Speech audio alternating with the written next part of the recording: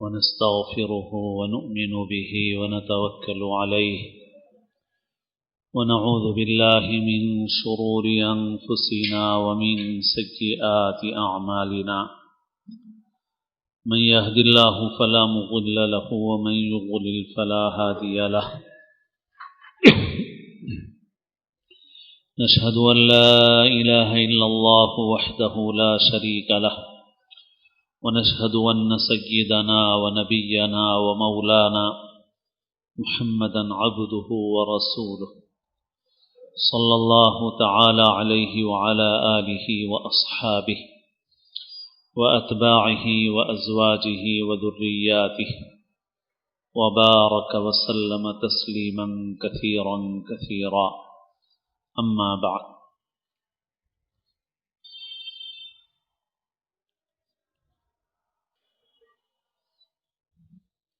قابل احترام بزرگوں، عزیز دوستوں اور ساتھیوں، مشہور حدیث شریف ہے جو عام طور پر بچوں کو بھی سب سے پہلے یاد کرائی جاتی ہے، جس میں آپ صلی اللہ علیہ وسلم نے ارشاد فرمایا انما الاعمال بالنیات، کہ اعمال کا مدار نیتوں پر ہے، یعنی اعمال کا جو نتیجہ ثمرہ، اس کا جو بدلہ ملتا ہے دنیا میں یا آخرت میں، جو ثمرہ اس کا پھل حاصل ہوتا ہے وہ انسان کی نیت کے اعتبار سے ہوتا ہے۔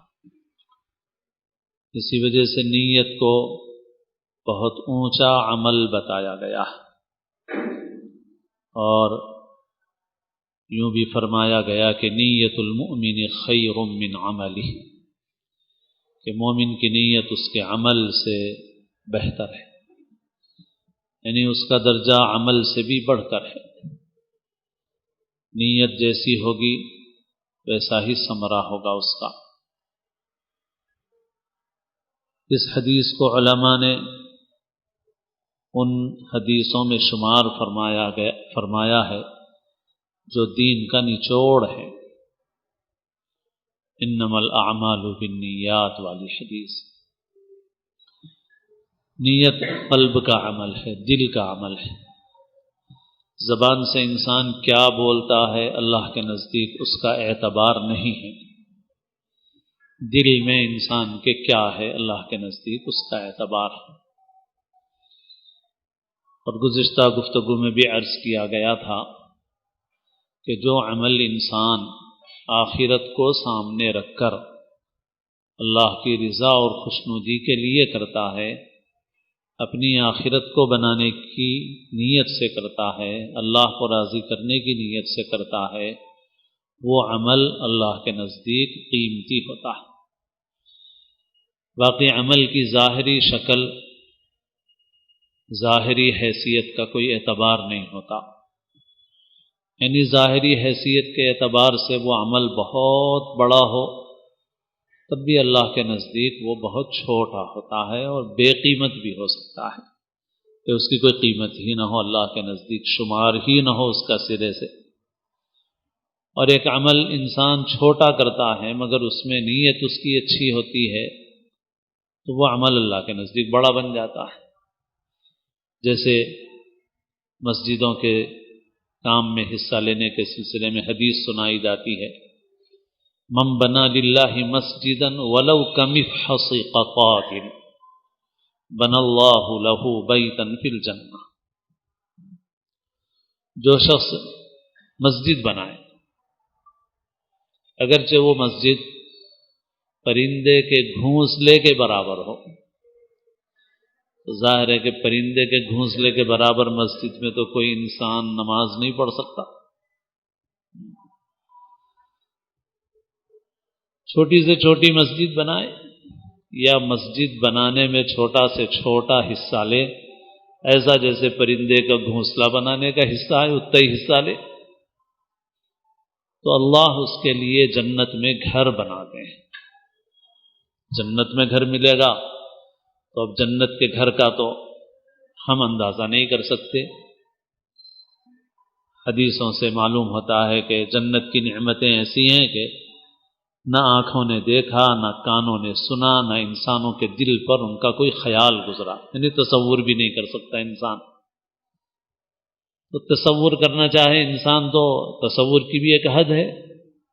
ہم اگر تصور کریں گے تو کسی بڑے محل کا تصور کریں گے، بڑے قلعے کا تصور کریں گے، دنیا میں موجود مالداروں کے جو بڑے بڑے بادشاہوں کے اور مالداروں کے محل ہیں ان کا تصور کریں گے، تو ہمارا جہاں تک تصور جائے گا اس تصور سے بھی بڑھ کے ہے۔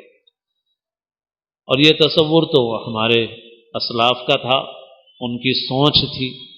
باقی ہم جیسے لوگ جو آخرت کے یقین سے ہی محروم ہیں، ہمارا تو کوئی تصور ہی نہیں ہے، ہماری تو سوچ ہی نہیں ہے، ہماری تو سوچ صرف دنیا کی ہے۔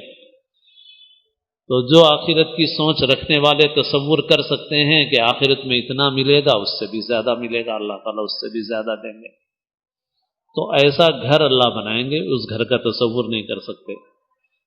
مگر میں نے اس پوری حدیث کے مطلب کے بیان کرنے میں ایک لفظ کو درمیان میں ابھی ذکر نہیں کیا ہے میں نے، اور وہ لفظ ہے للہ، اللہ کے لیے۔ یہ سارا ثواب کائے پہ ہے؟ مسجد بنانے پہ نہیں ہے۔ جو مسجد بنائے اگرچہ کہ پرندے کے گھونسلے کے برابر ہو، اللہ اس کے لیے جنت میں گھر بنائیں گے۔ تو بھائی مسجد پرندے کے گھونسلے کے برابر بنائے چاہے، اور چاہے دنیا کی سب سے بڑی مسجد بنائے، اس پہ یہ بدلہ نہیں ہے۔ یہ بدلہ کس پر ہے؟ من بنا للہ، جو اللہ کے لیے بنائے۔ جس کے دل میں دنیا نہ ہو، جس کے دل میں مخلوق نہ ہو، اللہ کے لیے کرے، ہاں بس۔ باقی اگر ملاوٹ ہے تو بھائی ہم اور آپ ملاوٹ کا دودھ استعمال کر لیں گے، مگر بہت بڑے مالدار لوگ ہیں نہیں استعمال کرتے، تھوڑا بھی ملاوٹ کا نہیں استعمال کرتے۔ ہم سستا گھی استعمال کر لیں گے، وہ مہنگا گھی استعمال کرتے ہیں۔ صاحب بالکل پیور چاہیے، چاہے وہ کتنے ہی ہزار کا ہو گھی، کتنے ہی ہزار کا شہد ہو، کیوں بھائی؟ اصلی چاہیے، پیور چاہیے۔ ملاوٹ ہے، ملاوٹ کا نہیں چاہیے بھائی ہم کو۔ حدیث میں ہے انا اغنى الشرکاء یعنی شرک، اللہ تعالیٰ فرماتے ہیں کہ میں شرک سے جتنے دنیا کے لوگ بے نیاز ہیں، میں ان سب سے زیادہ بے نیاز ہوں۔ جو ایسا عمل کرے گا جس میں میرے ساتھ کسی کو شریک کرے گا، میں اس کو بھی چھوڑ دیتا ہوں، اس کے عمل کو بھی چھوڑ دیتا ہوں۔ انا منہ بری هو للذی عمل، میں بری ہوں، جس کے لیے عمل کیا اسی کو دے دے، وہ ہم کو نہیں چاہیے۔ تو اللہ کے لیے ہے اگر تو چھوٹا عمل بھی ہے، اللہ جنت میں گھر بنائیں گے۔ اور اگر دنیا کی بڑی سے بڑی مسجد بنائے، لیکن اگر اس کی نیت نام کی ہو، شہرت کی ہو، کچھ نہیں ملے گا، اس پہ نہیں ملے گا، وعدہ اس کے اوپر نہیں ہے، وعدہ ہے للہ، اللہ کے لیے۔ تو جو عمل آخرت کے یقین کے ساتھ، آخرت کو بنانے کے جذبے سے، اللہ کو راضی کرنے کے جذبے سے، اللہ کی رضا اور خوشنودی کو حاصل کرنے کے جذبے سے کیا جائے، وہ عمل چاہے چھوٹا ہو، وہ عمل اللہ کے نزدیک قیمتی ہے۔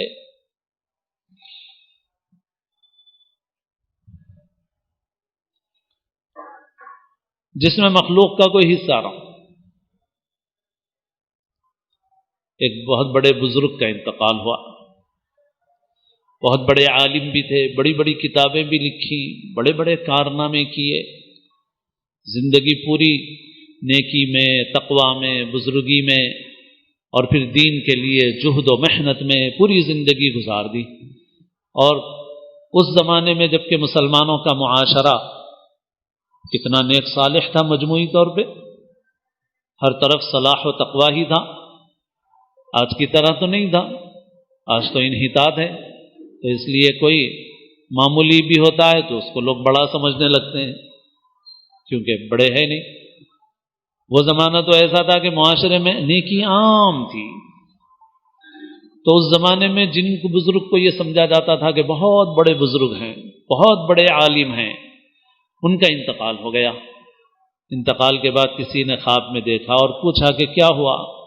کیا بدلہ ملا آپ کو آپ کی ساری محنتوں کا؟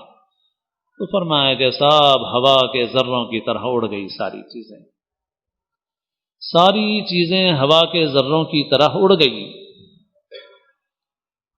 اور ہم کو صرف وہ چھوٹی سی چند رکعتیں جن کی توفیق رات کے اخیر حصے میں ہو گئی تھی، جن میں مخلوق کا کوئی حصہ نہیں تھا، اور وہ چھوٹی سی رکعتیں رکیعات رکعناہا فی اللیل، وہ چھوٹی سی رکعتیں جو ہم نے رات کے اندر پڑھی تھیں وہ کام آئی، اور وہ چھوٹے چھوٹے مسئلے جو لوگوں نے ہم سے پوچھ لیے تھے، بڑی بڑی علمی تحقیقیں، سب ہوا کے ذروں کی طرح اڑ گئی۔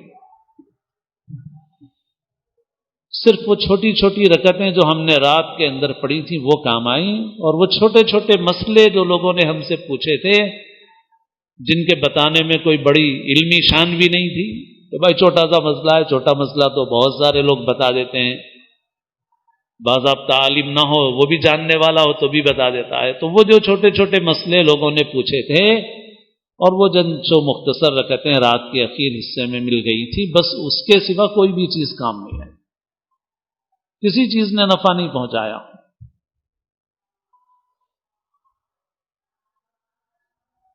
سارے عمل ذروں کی طرح اڑ گئے۔ تو اللہ کے نزدیک عمل کیا ہے؟ قیمتی بس وہ ہے جو آخرت کی فکر کے ساتھ، آخرت کے یقین کے ساتھ، اور انسان کو ایسا اگر کوئی عمل نصیب ہو جائے بس وہ کام آئے گا انسان، اور اگر نہ ہو تو عمل کی بہت زیادہ مقدار، شکلیں، یہ اللہ کے پاس کچھ نہیں۔ انسان زندگی میں بہت کچھ مغرور ہوتا ہے۔ مغرور کا لفظ قرآن مجید سے، مغرور کا اردو میں معنی سمجھا جاتا ہے اکڑنے والا، تو اکڑنے والے کو بھی مغرور اس لیے بولتے ہیں کہ دھوکے میں پڑا ہوا ہے۔ جیسے قرآن مجید میں اللہ تعالیٰ نے فرمایا لا تمشی فی الارض مراحا انک لن تخرق الارض ولن تبلغ الجبال طولا، زمین میں اکڑ کے مت چل، بہت اکڑ کے چل رہا ہے، انک لن تخرق الارض، تو زمین کو پھاڑ نہیں سکتا، ولن تبلغ الجبال طولا، پہاڑوں کی بلندی کو نہیں پہنچ سکتا، تو بہت چھوٹا ہے۔ خدا کی قدرت کے سامنے کیا ہے انسان کی قیمت؟ کچھ نہیں۔ تو انسان دھوکے میں پڑا ہوا، اس لیے اس کو مغرور بولتے ہیں۔ مغرور کے معنی اصل میں ہے دھوکہ کھایا ہوا، دھوکے میں پڑا ہوا۔ لا تغرنکم الحیات الدنیا ولا یغرنکم باللہ الغرور، دنیا کی زندگی ہرگز تم کو دھوکے میں نہ ڈالے۔ اور غرور غین کے زبر کے ساتھ جب پڑھتے ہیں، غرور کے معنی دھوکے کے ہیں، غرور غین کے زبر کے ساتھ قرآن مجید میں ہے جو آیت میں پڑھ رہا ہوں، ولا یغرنکم باللہ الغرور، غرور کے معنی دھوکہ دینے والا، بڑا دھوکے باز۔ اور شیطان جو ہے جو بڑا دھوکے باز ہے وہ اللہ کے معاملے میں تم کو دھوکے میں نہ ڈالے، وہ دھوکے میں نہ ڈالے۔ تو انسان دھوکے میں کیا پڑا ہوا رہتا ہے؟ انسان دھوکے میں یہ پڑا ہوا رہتا ہے صاحب میں نے یہ کیا، میں نے یہ کیا، میں نے یہ کیا، میں نے کچھ نہیں، یہ کارنامہ ہے میرا، وہ کارنامہ ہے میرا، کچھ نہیں ہے۔ انسان کو جو نیک عمل کی توفیق ہوئی ہے وہ بھی اللہ کی ایک نعمت ہے، باقی انسان کی نہ جان اس کی ہے، نہ مال اس کا ہے، نہ وقت اس کا ہے، نہ صحت اس کی ہے، جو کچھ ہے اللہ تعالیٰ کا دیا ہوا ہے۔ جس عمل سے انسان کے اندر بندگی کی کیفیت پیدا ہو وہی عمل سیدھے راستے پہ لے جا رہا ہے اس کو، اور جس عمل سے بھی انسان کے اندر دوسری کیفیت پیدا ہو رہی ہے تو انسان کی گاڑی جو ہے وہ صحیح سڑک پہ نہیں جا رہی۔ آدمی سڑک پہ جاتا ہے، دیکھتا رہتا ہے بورڈ کون سا ہے، بھائی نظام آباد جا رہے ہیں، محبوب نگر جا رہے ہیں، دہلی جا رہے ہیں، ناگپور جا رہے ہیں، تو بورڈ دیکھتا رہتا ہے، بھائی گاڑی اسی روڈ پہ جا رہی ہے یا کہیں کسی جگہ سے غلط ٹرن ہو گئے، ٹرین میں غلط تو نہیں بیٹھ گئے۔ تو ایسے انسان یہ دیکھے کہ اور یہ اولیاء اللہ بزرگان دین جو تھے ان کی زندگی میں یہی تھا۔ اولیاء اللہ بزرگان دین کی زندگی کا جو جوہر تھا وہ یہی تھا، آخرت کا یقین تھا، اور نیت ان کی ایسی تھی کہ وہ اس نیت میں آمیزش اور ملاوٹ نہیں تھی۔ ملاوٹ۔ تو بہرحال یہ ہے کہ گزشتہ جو بات عرض کی گئی تھی، بھئی دیکھو جو چیز ہمارے اندر بہت کمزور ہو گئی، جس کی ہم کو آپ کو فکر کی ضرورت ہے، وہ ہے مرنے کے بعد کی زندگی کا یقین۔ کوئی بھی انسان اس دنیا میں ہمیشہ رہنے نہیں آیا، اور جیسے جیسے انسان کا وقت گزر رہا ہے، انسان موت کے قریب ہو رہا ہے، اور ہم اور آپ محض ایک قصے اور کہانی کی طرح ہیں۔ آج ہم کسی کا اعلان کرتے ہیں فلاں کا انتقال ہو گیا، فلاں کا انتقال ہو گیا، فلاں کا انتقال ہو گیا، کسی وقت ہمارا بھی اعلان ہوگا کہ بھائی اس کا انتقال ہو گیا، اور دنیا کے کسی کام کاج میں کوئی فرق نہیں پڑے گا، سارے کام کاج چلتے رہیں گے، میرے رہنے نہیں رہنے سے کچھ ہونے والا نہیں ہے۔ مگر انسان دھوکے میں رہتا ہے، انسان سمجھتا ہے میں بہت اہم ہوں، یہ نہیں رہے گا تو کیا ہوگا، وہ نہیں رہے گا تو کیسا ہوگا۔ کسی کے رہنے نہیں رہنے سے کچھ نہیں ہوگا، اللہ کا نظام چل رہا، چلتا رہے گا، ہزار لاکھوں سال سے چل رہا ہے، نظام چلتا رہے گا۔ بس آدمی کو یہ دیکھنا ہے کہ بھئی میں کیا لے کے جا رہا ہوں اللہ کے پاس،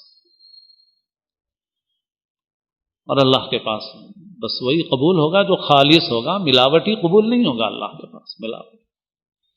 تو انسان کو فکر کرنا چاہیے کہ اپنے عمل کو خالص اللہ کے لیے کرے۔ آخرت کا یقین یہ سب سے ہماری زندگی کا کمزور پہلو۔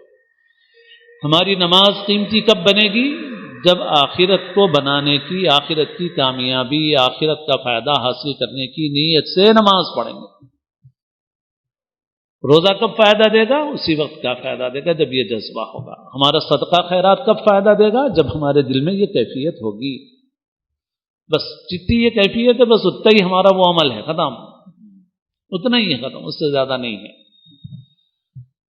اسی لیے رمضان والی حدیثیں بھی سنائی گئی تھی کہ جو رمضان کے روزے رکھے ایمان و احتسابا، جو رمضان کی راتوں میں کھڑا ہو ایمان و احتسابا، جو لیلۃ القدر میں کھڑا ہو ایمان و احتسابا، اس کا اللہ پہ یقین، آخرت پہ یقین، آخرت کا ثواب حاصل کرنے کا جذبہ، آخرت کے عذاب سے بچنے کی فکر، اللہ کو راضی کرنے کی فکر، یہ احتساب ہے۔